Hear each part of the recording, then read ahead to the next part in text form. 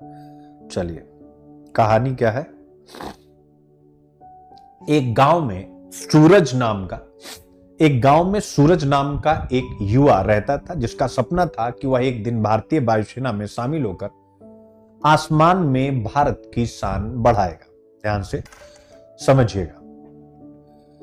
गांव में रहते हुए वह अक्सर उड़ते हुए लड़ाकू विमानों को देखता और कल्पना करता कि वह भी किसी दिन देश की सुरक्षा में योगदान देगा। यानी आपके छत के ऊपर से लड़ाकू विमान गया, आपने सोचा कि एक दिन मैं भी चाहे बनाऊंगा, चाहे इसमें बैठ करके देश की सेवा करूंगा। समय बीतता गया। आप यानी सूरज ने अपनी पढ़ाई में खूब मेहनत की। एक दिन उसने यानी आपने समाचार में सुना कि अमेरिका की कंपनी जनरल इलेक्ट्रिक यानी जीई भारत सरकार के साथ एक साझेदारी में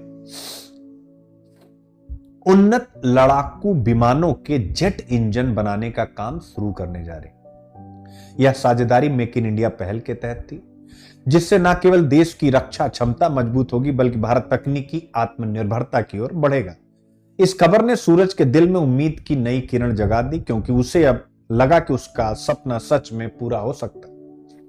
इसी बीच उसने सुना कि भारत और अमेरिका ने मिलकर एक नया आर्थिक ढांचा तैयार किया, जिसे इंडो पैसिफिक इकोनॉमिक फ्रेमवर्क कहा जाता है। इस फ्रेमवर्क का उद्देश्य अब रखते चलिएगा केवल व्यापारिक संबंध नहीं था, बल्कि वैश्विक आपूर्ति श्रृंखला को चीन पर निर्भरता से मुक्त करना था। सूरज को समझ नहीं आ रहा था, यानी आपको समझ नहीं आ रहा था कि इसका क्या महत्व है, लेकिन उसने ठान लिया कि वह इस विषय को गहराई से समझेगा। आइए अब इस विषय को गहराई से समझते हैं। जब वो अपने शिक्षक यानी सुनील से मिला तो सुनील अभिव्यक्ति ने उसे और आप सबको यानी सूरज को भी और आप सब बच्चों को भी समझाया। सूरज यानी आप सब, आईपीईएफ एक ऐसा प्रयास जिसमें अमेरिका और भारत जैसे देश क्लीन टेक्नोलॉजी, वैकल्पिक आपूर्ति श्रृंखला और कैपेसिटी बिल्डिंग यानी क्षमता निर्माण पर काम कर रहे हैं। इसका उद्देश्य केवल चीन के प्रभाव से बाहर निकलना नहीं है, बल्कि एक दीर्घकालिक रणनीति तैयार करना है। भारत इस फ्रेमवर्क का हिस्सा है, लेकिन उसने व्यापार के स्तंभ में यानी 4 पिलर में व्यापार के स्तंभ में हिस्सा नहीं लिया, ताकि उसे अपने आर्थिक फैसले स्वतंत्र रूप से लेने की सुविधा बनी रहे। यानी यह भी बता दिया कि भारत ने क्यों हिस्सा नहीं लिया। सूरज ने सुनील अभिव्यक्ति से यानी आप सब ने मुझसे प्रश्न किया कि लेकिन भारत को इससे क्या लाभ होगा।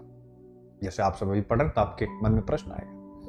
सुनील अभिव्यक्ति ने समझाया, भारत अपनी अल्पकालिक जरूरतों के लिए चीन पर निर्भर है, जैसे कई आपूर्ति श्रृंखलाओं में। जैसे मैं अभी कहूं तो फार्मास्यूटिकल सेक्टर के लिए जो भी इंग्रेडिएंट लगते हैं, दवा बनाने में जो कच्चा माल लगता है।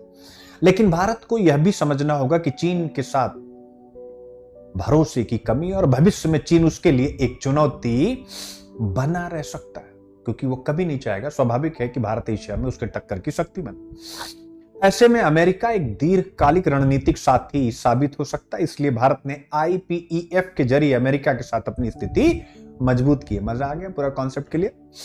सूरज को अब समझ में आया, क्या आप सबको भी समझ में आया कि आईपीईएफ का लचीला ढांचा, फ्लेक्सिबल फ्रेमवर्क भारत को, फ्लेक्सिबल मैंने बताया ना कि आप चारों में से किसी में भी पार्टनरशिप कर सकते हैं, का लचीला ढांचा भारत को दोनों पक्षों के साथ संबंधों को बनाए रखने में मदद करता है। यानी हम चीन के साथ भी करेंगे और चीन के साथ व्यापारिक संबंध और अमेरिका के साथ स्ट्रेटेजिक रिलेशन यानी रणनीतिक संबंध। इस फ्रेमवर्क से भारत को अपनी आपूर्ति श्रृंखला में विविधता लाने का मौका मिल रहा है, ताकि किसी एक देश पर उसकी निर्भरता कम हो सके।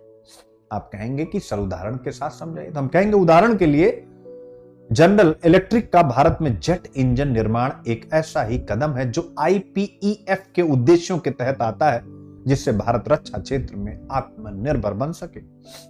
आईपीईएफ और भारत की रणनीति की इस समझ ने यानी पूरा टॉपिक क्लियर हो गया। सूरज के सपनों को नया हौसला दिया। उसने महसूस किया कि जैसे जीई और आईपीईएफ, जी यानी जनरल इलेक्ट्रिक और आईपीईएफ यानी Indo Pacific economic framework Bharat को वैश्विक मंच पर मजबूत बनाने में सहायक, उसी तरह वह भी अपनी कड़ी मेहनत और लगन से देश की सुरक्षा में अपना योगदान